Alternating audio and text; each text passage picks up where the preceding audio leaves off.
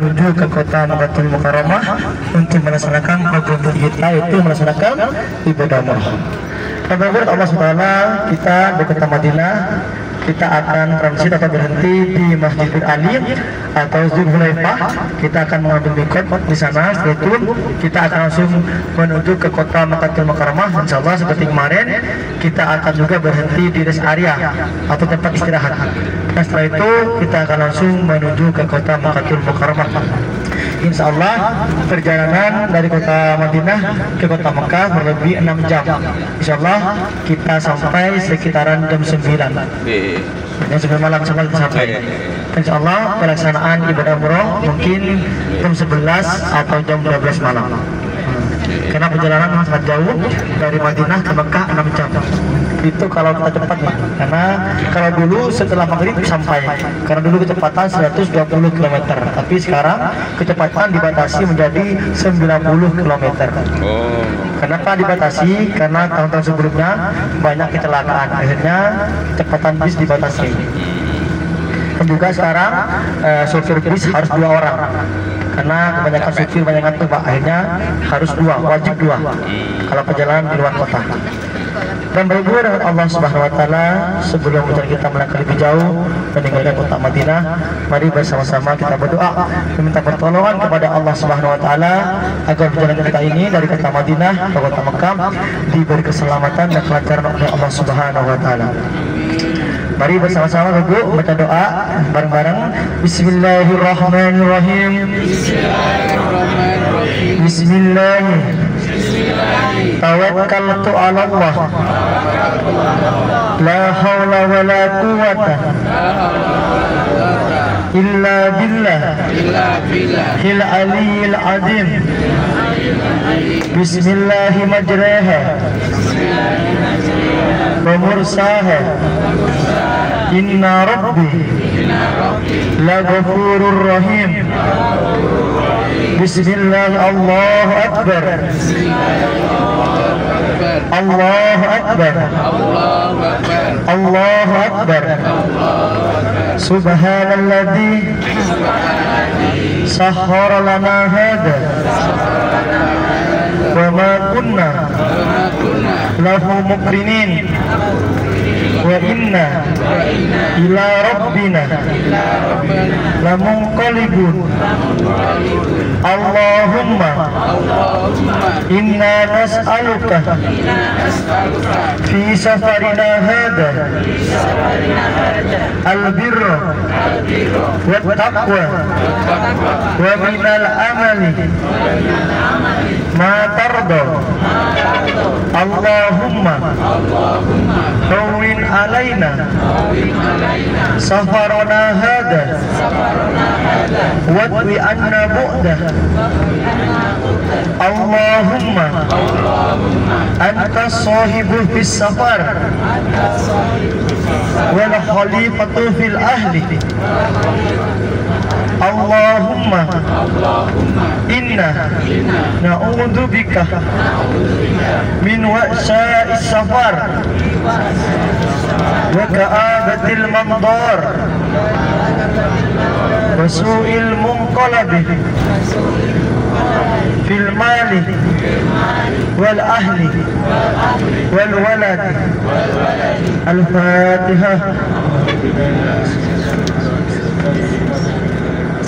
Alhamdulillahi rabbil alamin arrahmanir rahim maliki yaumiddin iyyaka na'budu wa iyyaka nasta'in ihdinas siratal mustaqim siratal ladzina an'amta 'alaihim ghairil maghdubi 'alaihim waladdallin.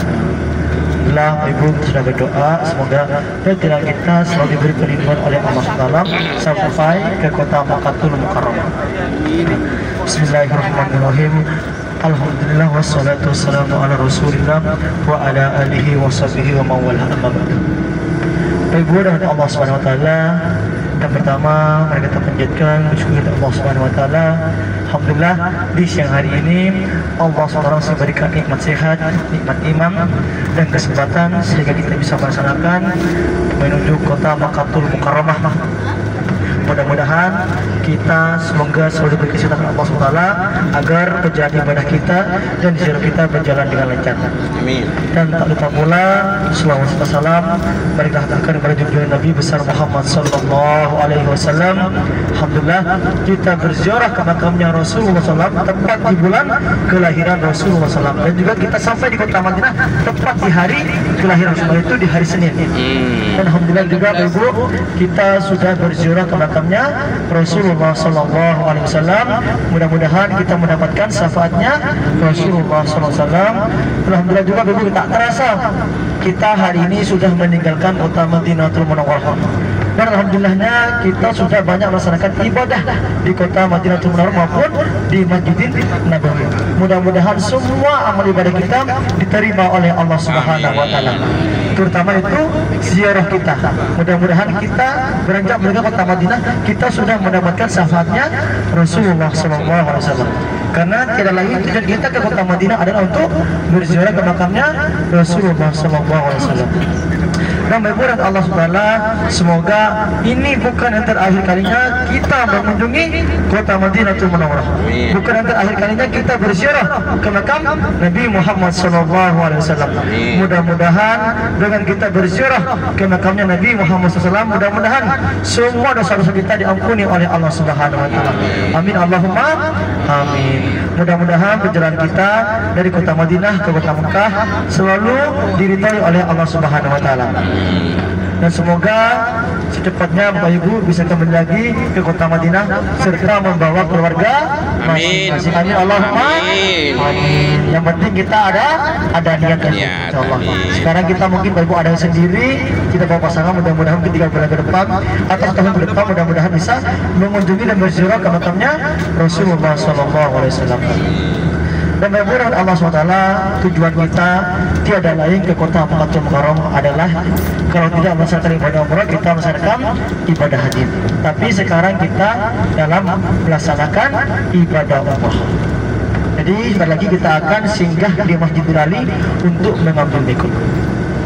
Dan sebelum kita sampai di Masjidil Ali, Bapak Ibu semuanya sudah mandi ihram semuanya? Ya. Nah, sunah-sunahnya sudah dilaksanakan. Sunah-sunahnya yang pertama motong kuku, pakai wangi-wangian.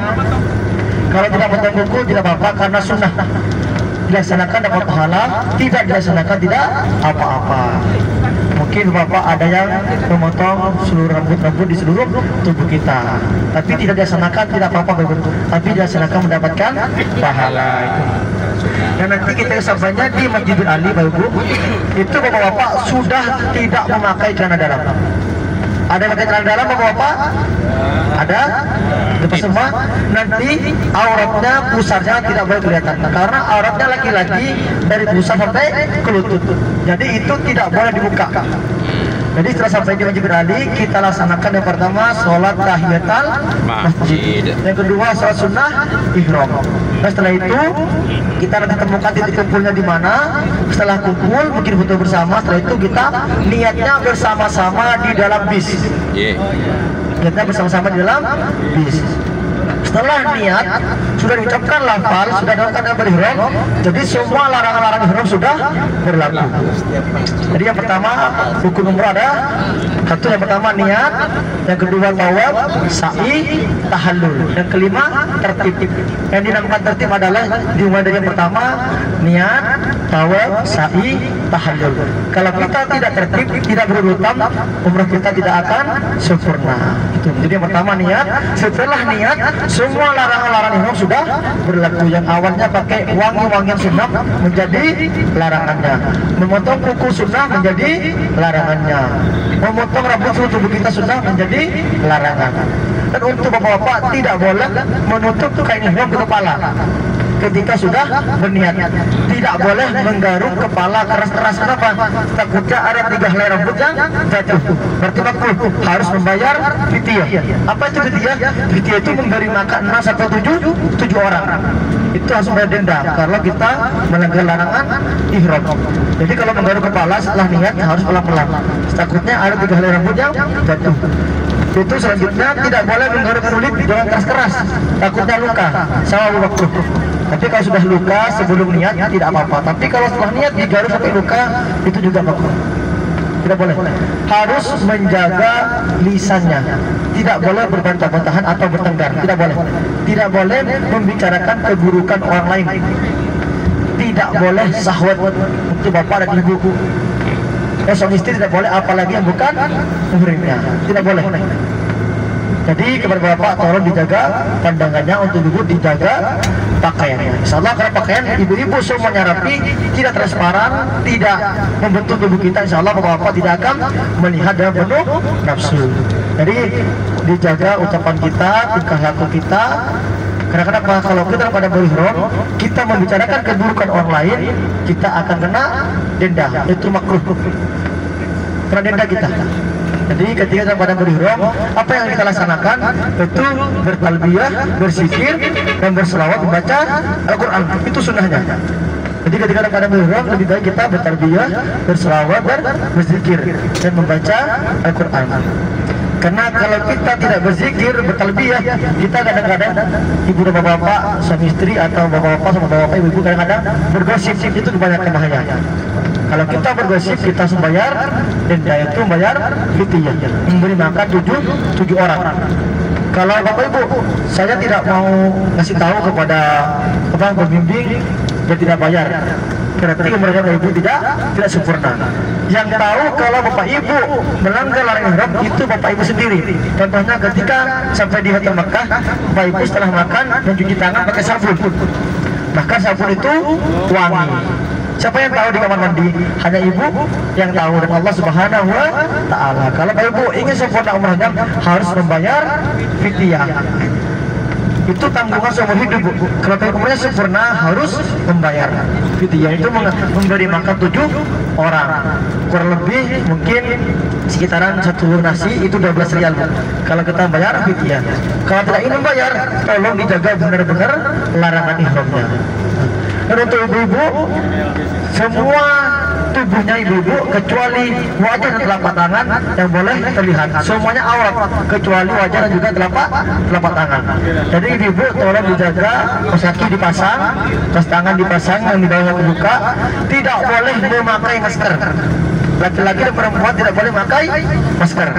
Kacamata boleh, tapi masker tidak boleh. Nah, kalau bisa kacamata hitam jangan lagi, pakai kacamata yang transparan. Ini ada sodrumi. Nah, jadi usahakan kita mencegah daripada membayar fidyah. Alhamdulillah Bapak Ibu, kita sudah sampai di Masjid Bir Ali atau Dzulhulaifah. Nah ini dinamakan Masjid Bir Ali atau Dzulhulaifah. Ini. Jadi kita akan mengambil miqat di masjid ini. Yang pertama, laksanakan sholat tahiyatul masjid. Yang kedua, sholat sunnah ihram. Setelah itu kita kumpul kembali. Mungkin kita turun ke bawah, menemukan titik kumpulnya. Setelah temukan, kita langsung misah perempuan-perempuan, laki-laki. Usahakan bapak-bapak jangan sampai ada yang pakai celana dalam. Ibu-ibu kaos kaki harus dipasang, kaos tangan dipasang. Karena ada ulama mengatakan telapak tangan sampai di sini, ada yang mengatakan sampai pergelangan. Jadi kalau memang ada harus dipakai. Tapi kalau tidak ada, tidak apa-apa, yang penting sampai pergelangan tangan. Siap ibu-ibu, kita turun semuanya. Alas sendiri. Ya, mari semuanya turun. Wassalamualaikum warahmatullahi wabarakatuh. Apa yang patut gandengan di bawah ya?